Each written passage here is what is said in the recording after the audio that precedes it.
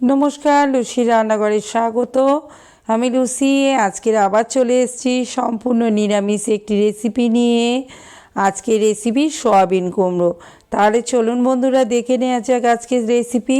Soybean কুমড়ো বানানোর জন্য আমি প্রথমে সয়াবিনগুলোকে আধ ঘন্টা গরম জলে ভিজিয়ে রেখে দিয়েছিলাম। এখন আমি জল থেকে তুলে জল ঝারিয়ে নিচ্ছি। এবার গ্যাসে একটা কড়া বসিয়ে দিয়েছি আর কড়াতে নিয়ে নিয়েছি পরিমাণ মতো তেল। প্রথমে আমি সয়াবিনগুলোকে ভেজে নেব। সয়াবিনগুলো ভাজার সময় আমি সয়াবিনের উপরে দিয়ে দিচ্ছি সামান্য পরিমাণে লবণ আর হলুদ। সয়াবিনগুলোকে বেশ কিছুক্ষণ ধরে আমি ভাজতে থাকবো, লাল লাল করে একটু ভেজে তারপরে আমি সয়াবিনগুলোকে তুলে নেব। বেশ কিছুক্ষণ ধরে সয়াবিন ভেজে নিয়েছি। এখন আমি সয়াবিনগুলোকে অন্য একটা পাত্রের মধ্যে তুলে নিচ্ছি।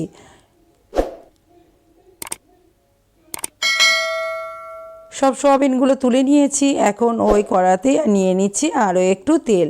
বন্ধুরা, আমি রান্নাটা সাদা তেলে করছি, আপনারা চাইলে রান্নাটা সর্ষের তেলে করতে পারেন। তেলের মধ্যে দিয়ে দিয়েছি দুটো শুকনো লঙ্কা। শুকনো লঙ্কাগুলোকে আমি মাঝখান থেকে ভেঙে নিয়েছি আর দিয়ে দিয়েছি দুটো তেজপাতা।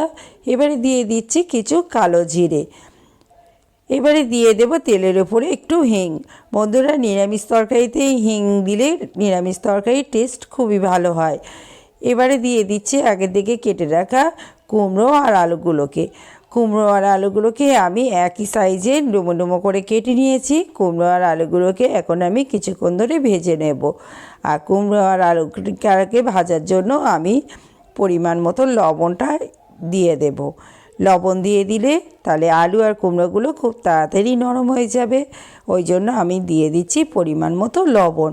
লবণ দিয়ে এবার বেশ কিছুক্ষণ ধরে আমি আলু আর কুমড়োটাকে ভেজে নেব। বন্ধুরা, এইভাবে সয়াবিন কুমড়ো বাড়িতে রান্না করে দেখবেন। বাড়ির বাচ্চারা সয়াবিন খেতে খুব ভালোবাসে, কিন্তু সবজি খেতে চায় না। কিন্তু এইভাবে যদি সয়াবিনের সঙ্গে কুমড়ো আলু দিয়ে করা যায় তাহলে বাড়ির বাচ্চারা এই কুমড়ো খুবই সহজেই খেয়ে নেবে। বেশ কিছুক্ষণ ধরে ভেজে নিয়েছি। দেখুন, কুমড়োগুলো অনেকটাই নরম হয়ে গিয়েছে, আলুটাও অনেকটা সিদ্ধ হয়ে গিয়েছে। এখন ওপর থেকে দিয়ে দিচ্ছি চিনি। আমি এখানে স্বাদ মতো চিনি দিয়েছি। চিনির পরিমাণটা যে যার স্বাদ মতো দেবেন। এবারে দিয়ে দিয়েছি হাফ চামচ লঙ্কার গুঁড়ো, 1 চামচ হলুদের গুঁড়ো আর দিয়েছি 1 চামচ আদা বাটা। এখন আমি দিয়ে দিয়েছি আগে থেকে ভেজে রাখা সয়াবিনগুলোকে। সামান্য জল দিয়ে আমি বেশ কিছুক্ষণ ধরে মশলাটাকে আলু আর কুমড়োর সঙ্গে কষিয়ে নেব। বেশ কিছুক্ষণ ধরে কষিয়ে নিয়েছি। এখন দিয়ে দিচ্ছি কিছু জিরে গুঁড়ো আর দেব একটু কাশ্মীরি লঙ্কার গুঁড়ো। কাশ্মীরি লঙ্কার গুঁড়োটা বন্ধুরা আপনারা নাও দিতে পারেন। আমি এখানে রঙটা ভালো হওয়ার জন্য একটু কাশ্মীরি লঙ্কার গুঁড়ো দিয়েছি। আরও একটু কষিয়ে নিয়ে এবারে আমি পরিমাণ মতো জল দিয়ে তরকারিটা একটু ফুটিয়ে নেব। বন্ধুরা, আজকের রেসিপি আপনাদের কেমন লাগলো তা কমেন্টের মাধ্যমে জানাবেন। আমার রেসিপি যদি আপনাদের ভালো লেগে থাকে আমার ভিডিওটিতে একটি লাইক করবেন, অন্য বন্ধুদের সাথে শেয়ার করবেন। আর আমার রেসিপি যদি আপনাদের ভালো লেগে থাকে আমার চ্যানেলটিকে সাবস্ক্রাইব করার অনুরোধ রইল। আমি তরকারির মধ্যে এখন জল ঢেলে দিয়েছি। আরও একটু জল দিয়ে দেব। দিয়ে আমি মিনিট 10 ফুটিয়ে নেব, তারপরে এটাকে নামিয়ে নেব। আর এটা আজকের আমি দুপুরবেলার ভাতের সঙ্গে পরিবেশন করব। বন্ধুরা, এই কুমড়োর তরকারি ভাতের সঙ্গে ছাড়াও রুটি পরোটার সঙ্গে খেতে খুব ভালো লাগে। আপনাদের কাছে অনুরোধ রইল একবার হলেও বাড়িতে ট্রাই করে দেখবেন।